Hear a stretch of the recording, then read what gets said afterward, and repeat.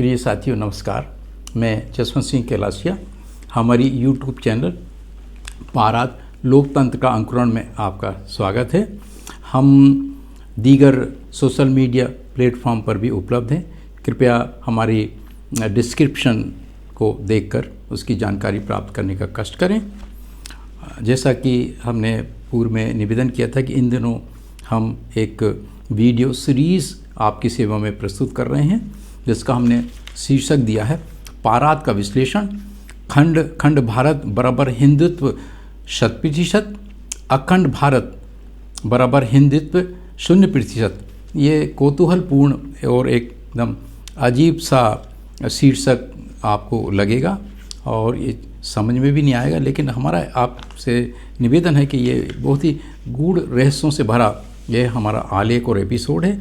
कृपया इसके क्रम से इसके एपिसोड देखने का कष्ट करें।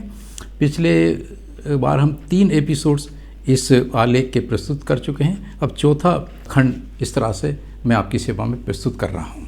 हम इस बात को पुनः दोहराते हैं कि भारत का शासक वर्ग विश्व के सभी शासक वर्गों से बहुत चतुर, चालाक और छद्मवेशी है। हम इस बात को पुनः दोहराते हैं कि भारत का शासक वर्ग विश्व के सभी शासक वर्गों से बहुत चतुर, चालाक और छद्मवेशी है।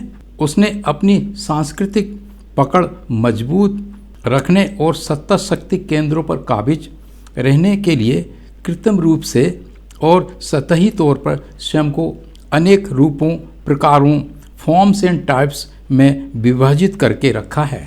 भारतीय शासक वर्ग स्वयं को अनेक रूपों, प्रकारों, फॉर्म्स एंड टाइप्स में विभाजित करके रखा है। भारतीय शासक वर्ग के छद्म रूपों को तथा उसके अनुगमनों, अप्रोच को जानने समझने के लिए हम काल्पनिक दो मुँहे सांप के प्रारूपिक उदाहरण के साथ अपनी बात को समझाने का प्रयत्न करते हैं। इस दो मुँहे सांप के पहले मुँह ने अपने ब्राह्मणवादी, पुरोहितवादी राज्य स्थापना में आने वाले सबसे बड़े रोड़े, विशाल मुस्लिम समुदाय को रास्ते से हटाने के लिए देश को तोड़कर पाकिस्तान बनवा डाला। फिर इस पहले मुख ने ऐसे गरीब, अशिक्षित, दूरस्थ अंचलों में बसने वाले भोले भाले मुस्लिमों में यह प्रोपेगेंडा करवा कर उन्हें पाकिस्तान जाने से रोक लिया कि भारत एक लोकतांत्रिक, समाजवादी, धर्मनिरपेक्ष राज्य होगा जिसमें सबको समान अधिकार होंगे और अपनी अपनी आस्थाओं, धर्म को मानने की पूरी स्वतंत्रता होगी। इस प्रोपेगेंडे में भारतीय शासक वर्ग के इस घटक, जिसे हम दो मुँहे सांप के पहले मुख की संज्ञा देते हैं, ने कुछ अति संपन्न और पद एवं पोजीशन के लालची मुस्लिमों और उनके लीडरों को माउथ पीस बनाकर दुरुपयोग किया।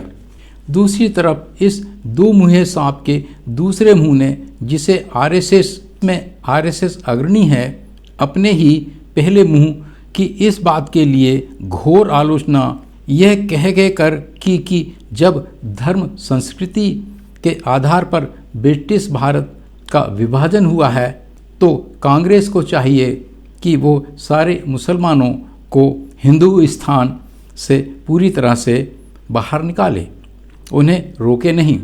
कृपया नोट करें, यही अंतर्द्वंद M.K. गांधी की हत्या का कारण बना।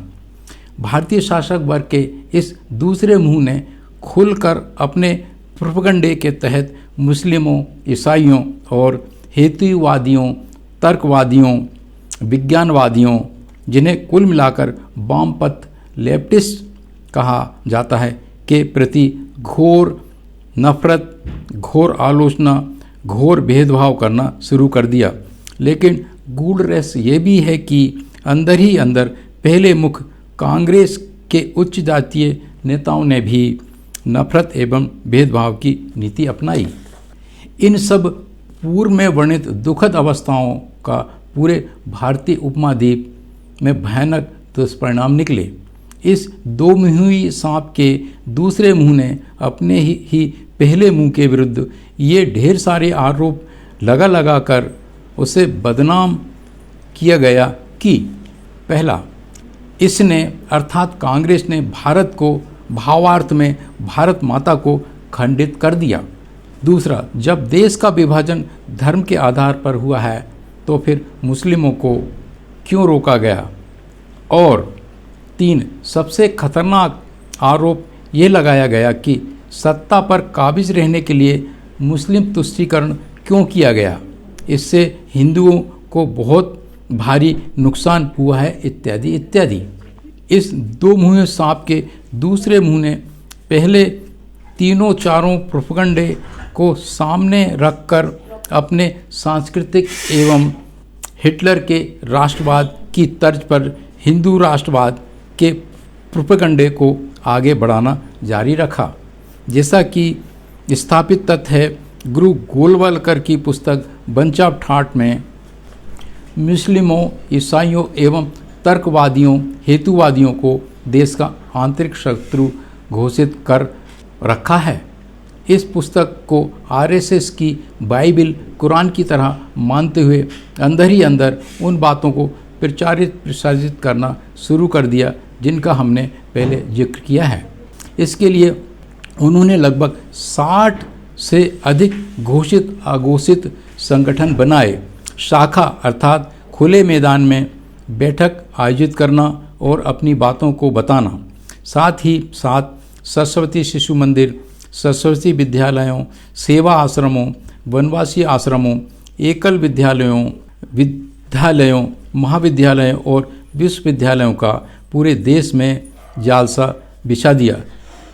इसके अलावा सारे साधु सन्यासिनों, कथावाचकों, कथावाचिकाओं की एक अनुमान के अनुसार लगभग 1.25 करोड़ को भी इस एजेंडे को फलीभूत करने में 12 महीने रात दिनों के लिए लगा दिया गया। इमरजेंसी के पश्चात जब सन 1975-76 में जनता सरकार बनी तो आरएसएस की गतिविधियां तेजी से बढ़ गईं और सन 1992 तक आरएसएस की आइडियोलॉजी से लगभग 60% जनता कथित हिंदू लपेटे में ले ली गई। इसका परिणाम बाबरी मस्जिद के शहीद होने में निकला और यहीं से हिंदू राष्ट्र की नींव डाली गई। समय के साथ साथ सनातनी चतुर्वर्णी आइडियोलॉजी के पक्षधरों प्रवर्तकों ने भारत के संविधान एवं कानून को धत्ता लगाते हुए अनेक गंभीर संविधान विरोधी कृत्य देशव्यापी पैमाने पर किए। इनमें इस दो मुँहे सांप के पहले मुंह ने पूरा सहयोग एवं समर्थन भी किया, जैसे कि सरकारी सार्वजनिक भूमियों, वन भूमियों पर कब्जा और उन पर गली गली कूचे कूचे में विशाल विशाल मंदिर परिसरों के भव्य निर्माणों, मंदिरों और उन पर गली गली कूचे कूचे में विशाल विशाल परिसरों के साथ भव्य मंदिरों, आश्रमों का निर्माण। ये सब निर्माण और इनमें संचालित गतिविधियां भारी धन अर्जित करने, आम जनता में धर्मांधता एवं अंधविश्वास फैलाने तथा मुस्लिमों, ईसाइयों और विज्ञानवादियों के प्रति नफरत फैलाने में बहुत काम आए और अब भी आ रहे हैं। ऐसे अनेक मंदिर परिसर, आश्रम, महिलाओं के यौन शोषण के संस्थान, अड्डे भी बने, जैसा कि देवदासी प्रथा। नंबर 2, वर्ष भर विशाल भव्य धार्मिक आयोजनों, धार्मिक यात्राओं, संस्कारों, सिंहस्थ कुंभ मेलों का आयोजन और इनमें विशाल सरकारी धन एवं कीमती संसाधनों को बर्बाद किया जाना। ये सब गतिविधियां धर्मांधता, अंधविश्वास, पाखंडवाद, पुरोहितवाद, पूंजीवाद को बढ़ाने में बहुत काम आईं। भारत के संविधान के अनुच्छेद 51 का घोर उल्लंघन किया गया। सांप के पहले मुंह ने सन 1990-92 में एक संविधान सत्यानाशी काम और किया। निजीकरण, भूमंडलीकरण एवं मुक्त व्यापार, एलपीजी को लागू करना। ये तथ्य बहुत लोगों को, जहाँ तक कि विश्व स्तर के अर्थशास्त्री, समाजशास्त्री एवं राजनीति विज्ञान भी नहीं जान समझ पाए कि पहले हम जिन बातों का जिक्र किया है वे भारत में न उपनिवेशवाद, एकाधिकारवाद, मोनोपोली एवं जातीय नस्लीय पूंजीवाद, कास्ट रेसिकल कैपिटलिज्म, जिसे अंग्रेजी में क्रोनिक कैपिटलिज्म कहा जाता है, को जन्म दिए, जहाँ तक कि इसने नस्लवाद भी पनपाया।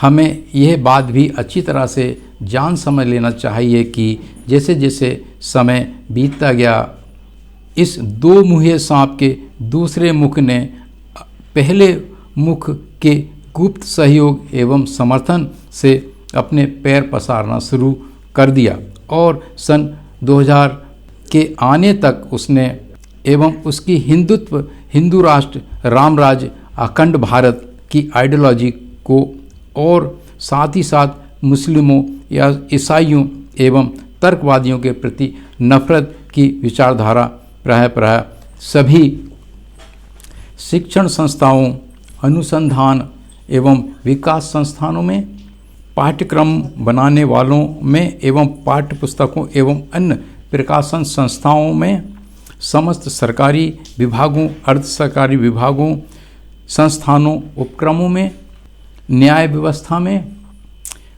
पुलिस, अर्धसैनिक बलों इत्यादि में, जहाँ तक कि पर्याप्त मात्रा में सेना में भी, मीडिया एवं अन्य प्रचार प्रसार संस्थानों में, प्रायः सभी संवैधानिक संस्थानों में, जैसे कि निर्वाचन आयोग, reserve bank, auditor general of India इत्यादि में, भारत की बैंकिंग प्रणाली में, भारत की व्यापार उद्योग वितरण एवं भंडारण प्रणाली में, स्टॉक मार्केट में, रियल एस्टेट में और अन्य दीगर आर्थिक गतिविधियों में तथा जीवन के हर क्षेत्र में गहराई से प्रवेश करा दी गई। और सन 2014 में जनरल इलेक्शन नहीं एक प्रकार से तख्ता पलट सा हो गया। इस तख्ता पलट की सी घटना के दुष्परिणाम हम सब, खासकर सही दिशा में सोचने वाले बुद्धिजीवी वर्ग, बुरी तरह से भोग रहे हैं। उपरोक्त सभी दुखद संविधान विरोधी क्रियाकलापों एवं घटनाओं में कथित भारतीय छद्मवेशी कम्युनिस्टों का भी बहुत खतरनाक सहयोग रहा है। इस आसानी से समझ में न आने वाले कथन के विषय में हमने एक वीडियो सीरीज पाराद के कुछ कथन एवं तरफदारियाँ भाग 6 में समझाने का प्रयास किया है। इसे इस चैनल की लिंक पर क्लिक करके देखा जा सकता है। प्रिय साथियों, इस प्रकार हमारा इस सीरीज का चौथा एपिसोड या खंड यहीं समाप्त होता है। हमारे साथ बने रहने के लिए बहुत बहुत धन्यवाद। अगर आपको ये प्रतीत होता है कि हमारे ये विचार ऐतिहासिक हैं, आमूल चूल रूप से परिवर्तन की ओर इंगित करते हैं, तो कृपया हमारे इस YouTube चैनल को सब्सक्राइब करें, शेयर करें और अधिक से अधिक लाइक करने का कोशिश करें। धन्यवाद। नमस्कार।